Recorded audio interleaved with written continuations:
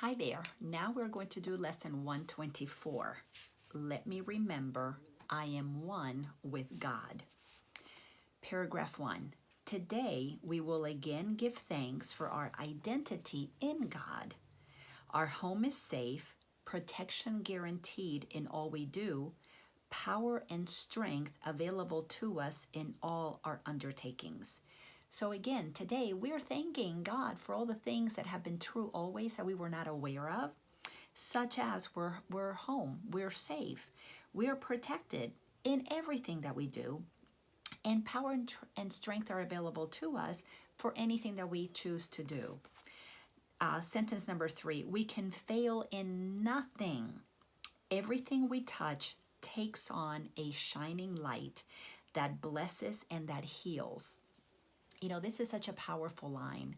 Everything in us takes on a shining light. You know, we've heard that when we commit to something, providence moves heaven and earth to align with us. When we decide to have a clear mind that is in alignment with our heart's desires, what feels in our heart that we really truly want to experience, not to do something to gain. And here's the trick. Giving is how we receive. So when we do things from our ego, we're looking to get things. And of course, it's hit or miss. But when we're aligned with God, it's about giving. Something inspires us to share, a book, a song, a movie, a formula, a kindness, a gentleness, a smile. Something moves us. It is that movement inside of us that we want to align with, because that is the life force of everything that is new, always being created fresh in this now moment. The work that we're doing is forgiving ourselves for choosing to do things without God, choosing to do things on our own that blocks that movement. But when we align with that movement, if God wants that song out, don't you think God's going to open up the doors? Haven't you had experiences in your life that you go, my God, I can't believe how easy that was? Well, that was a moment that you were in alignment. 9-10 years ago, when I opened up my Center for Awareness, which has since been closed, I had never opened up a center. I had no idea how I was going to pay for it, but something told me, go look for a center. I found a center. I think it was the third location that I looked at, and I knew. I walked in, I said, this is going to be the Center for Awareness. And everything lined up so perfectly. The only reason I closed it is because I blocked God. And then I had to go through a couple of years of turmoil to wind my way out of what I had created for myself. Well, because I was blocking God. Because intuitively I knew not to close the center. Intuitively I knew what was happening at that time, but I didn't listen to the not closing, but I did listen to the opening of it. And now, you know, that's how I operate. If I feel that movement, if it feels exciting, I do it. If it feels like fun, I do it.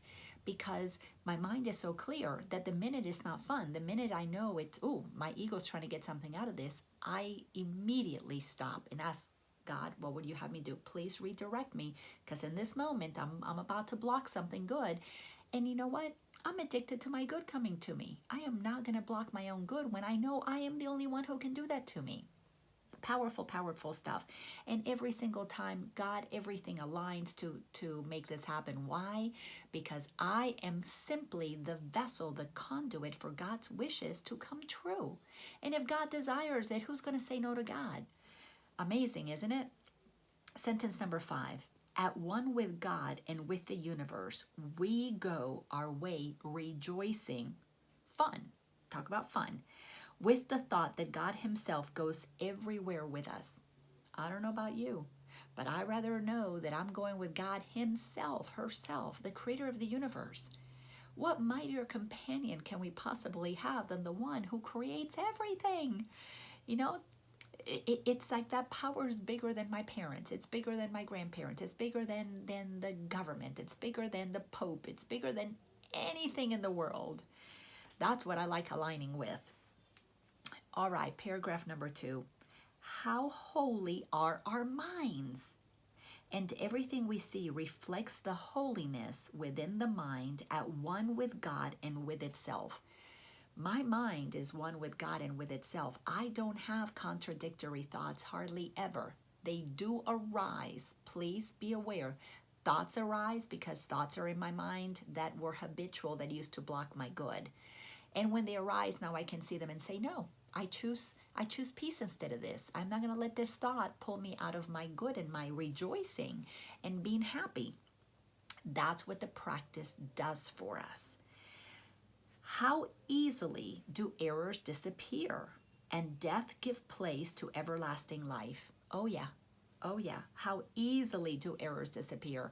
But I cannot convince you that your errors will disappear easily when your mind is full of them. But I can promise you that with diligence and practice, even though it took me years, I finally got to that place. Now I was committed to not stopping, so it's totally up to you. And you will receive as quickly as you commit.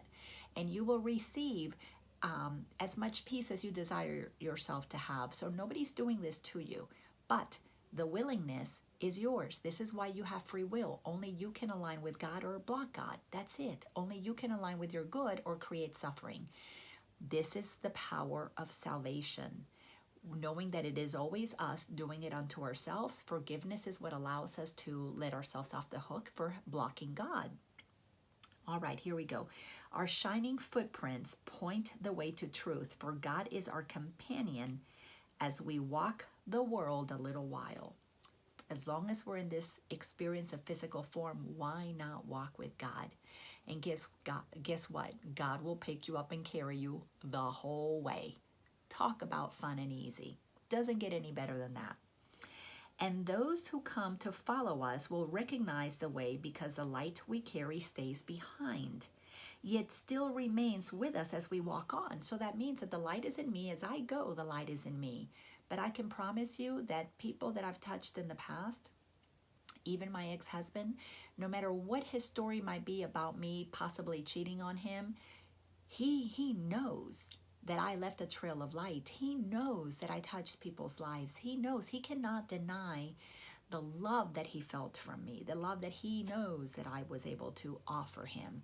He may still want to protect himself and in his mind believe that he made a good decision, which he did. He made the best decision for him, for our divorce to move on, for him to move on with another person. Absolutely the best decision since it's the one that got made.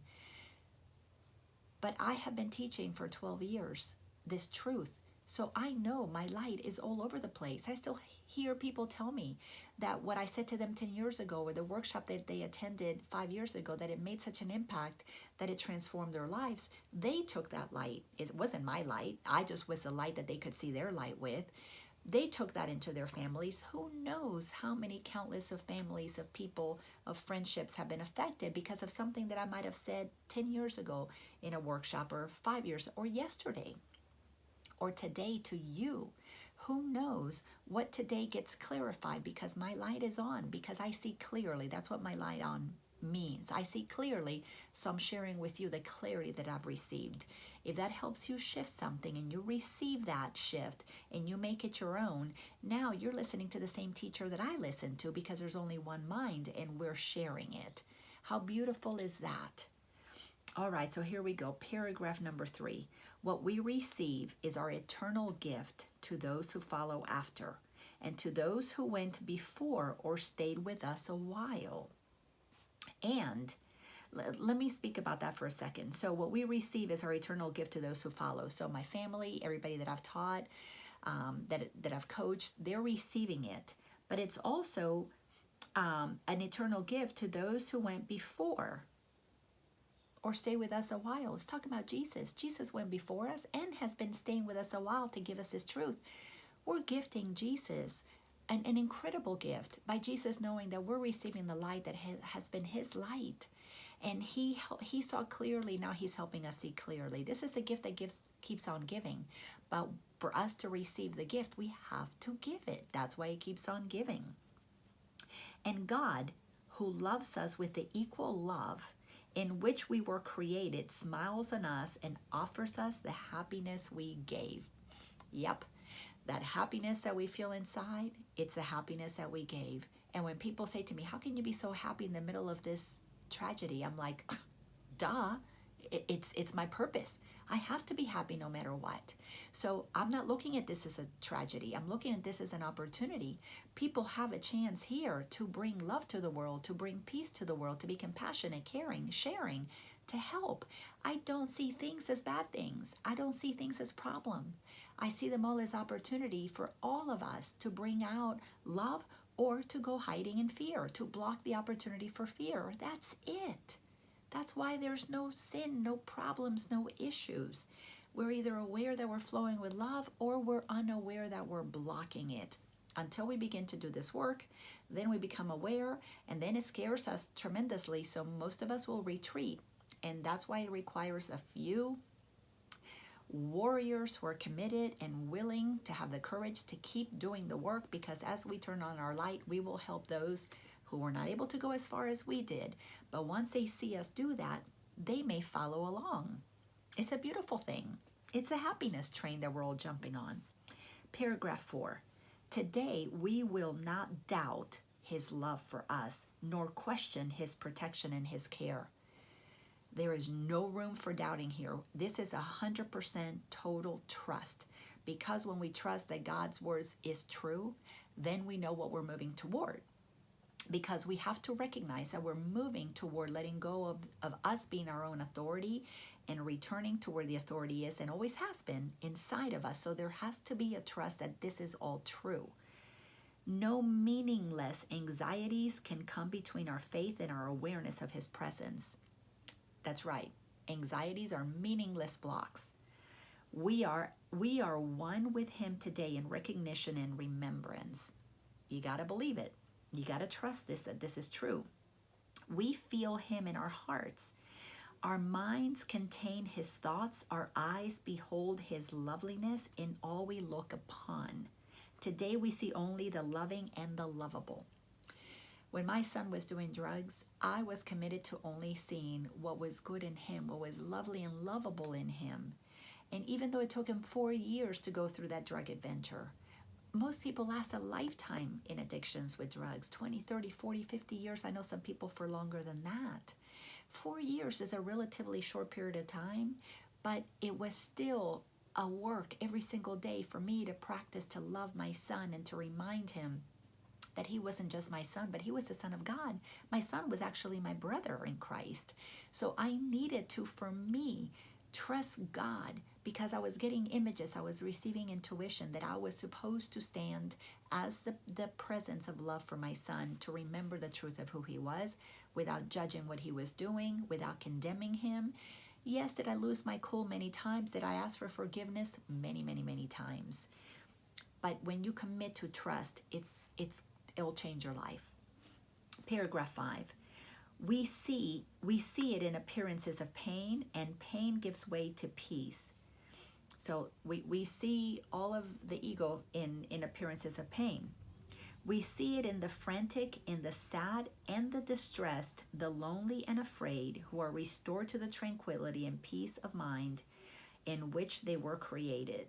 Do you know how many people have seen shift from sadness to joy, from anxiety to joy to peace, from being totally disturbed because they didn't have the money, they didn't have the this, they didn't have the lover, life was falling apart, they couldn't get pregnant, they couldn't do this, they couldn't travel, whatever it was.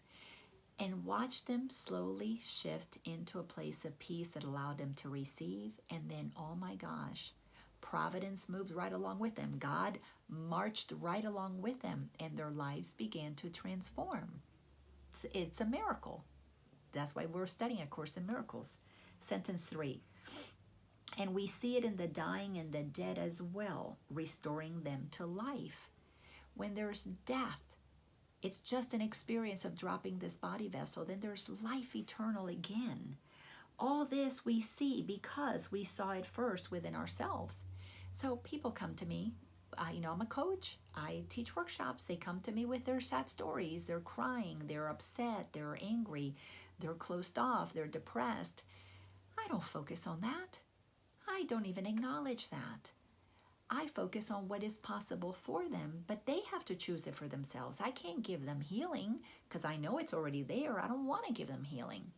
I want to give them the opportunity to practice shifting their perception. I like for them to shift from the density that they are in and lift their perception to the higher frequency of love. That's all I offer, is just helping them look at it differently. If I can get them to look over here instead of staying stuck where they are, there's a movement. There's a returning to the truth of who they are, because they're taking a step away from what is not true. Paragraph 6, no miracle can ever be denied to those who know that they are one with God. When you know that, oh my gosh, everything changes. No thought of theirs but has the power to heal all forms of suffering in anyone, in times gone by and times as yet to come, as easily as in the ones who walk beside them now. Listen to that. No thought of theirs but has the power to heal all forms of suffering in anyone. What that means is that when we know the truth of who we are, and we see the truth in somebody who appears to be suffering, in the moment that we don't enter into their drama, we give them a ray of hope. We become what takes their attention for 1 nanosecond, and that's all it takes for them to feel a shift, for them to go, that felt better than this suffering. In that nanosecond that they feel loved and they feel our compassion, that's all it takes for them to desire what has been theirs, true always. And we become an example that if we can do it, so can they. If we can stay in peace in the middle of whatever, so could they. But until they see it in us, they have nothing to move toward. Their thoughts are timeless and apart from distance as apart from time. Yes, if they choose to go to the place that I would like to have peace instead of this, I would love to have what Laina's having, what Susie, Bob, Billy, whoever is having, in that moment, they begin to move toward the truth that they prefer. Paragraph 7, we join in this awareness as we say that we are one with God. See, we've been taught that God's outside of us, so we don't believe we're one with God. We believe we got to do all kinds of things to get to God, that we're sinful, that we're bad, that it only happens when you die, which then we feel fear because, oh my gosh, I have to leave my body to be with God. Lots of things that we've been taught that are not true. We got to forgive them all. But once you begin to realize I am one with God, oh my gosh, the peace that begins to happen, because now you're aligning with your truth. Now creativity can begin to get manifested through you and through me. For in these words we say as well that we are saved and healed. I'm one with God means I'm saved and healed. That we can save and heal accordingly. And again, we don't save and heal other separate people. We save and heal them in our own minds till they can be set free to find their own healing and their own safety. We have accepted and we now would give. See, in my salvation, my safety lies. So in my defenselessness, my safety lies. When I'm not defending, when I'm not condemning, when I am totally at peace here, I have released everybody else. Now they can feel free to find that for themselves. So we are giving them the opportunity as we become the example. For we would keep the gifts our Father gave. Yeah, giving and receiving are one. I give it to keep it. Absolutely. I am totally selfish about love, joy, and peace. Completely selfish. I'm going to give it away all the time. Why? Because it's how I receive it. Today we would experience ourselves at one with Him, so that the world may share our recognition of reality. In our experience, the world is freed of our judgments. That's how we save the world. We free it of our condemnation. As we deny our separation from our Father, it is healed along with us. That's the only good use of denial, denying what is not true. I totally deny that I'm separate from God. I totally deny that I'm separate from you, or I'm totally deny that I'm separate from anything. Paragraph 8, peace be to you today. Secure your peace by practicing awareness. You are one with your Creator. If you're not aware that you're one with your Creator, you cannot practice it. But once you become aware, you're practicing awareness that you're one with the Creator as He is with us. Why? Because we're inside of God. So God knows it is one with us. Sometime today, whenever it seems best, devote a half an hour to the thought that you're one with God. Again, 30 minutes to commune with God. How beautiful is this? This is our first attempt at an extended period for which we give no rules nor special words to guide your meditation. No rules, none whatsoever. We're free to decide for ourselves. We will trust God's voice to speak as He sees fit today, certain He will not fail. You got to have that certainty, but that certainty only comes when you have felt the efficacy of this work. Once you feel that peace, you want it again. Abide with Him this half hour. He will do the rest. Isn't that amazing? All you need to do is go be present with God, and God does the rest. That's it. Paragraph 9. Your benefit will not be less if you believe that nothing happens. You may not be ready to accept the gain today, and that's okay. If you go into this with trepidation, but you at least give it a shot, your benefit is still going to start compounding. It has to. Because you've opened the door with your willingness to just say, maybe I am one with God. Right there, you created a crack. And if you shut the door really quickly, the crack's already been created. Already God has seeped in. So that process is going to start unfolding no matter what you do. So there is a gain. Yet sometimes, somewhere, it will come to you, nor will you fail to recognize it when it dawns with certainty upon your mind. Yep, you will know with certainty that this is God that is walking with you. This half an hour will be framed in gold with every minute like a diamond set around a mirror that this exercise will offer you. How beautiful is that?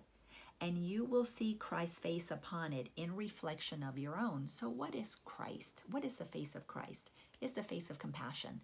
As you're compassionate to others, they will see that. And now you seeing compassion in others, you're seeing the Christ in you reflected back towards you.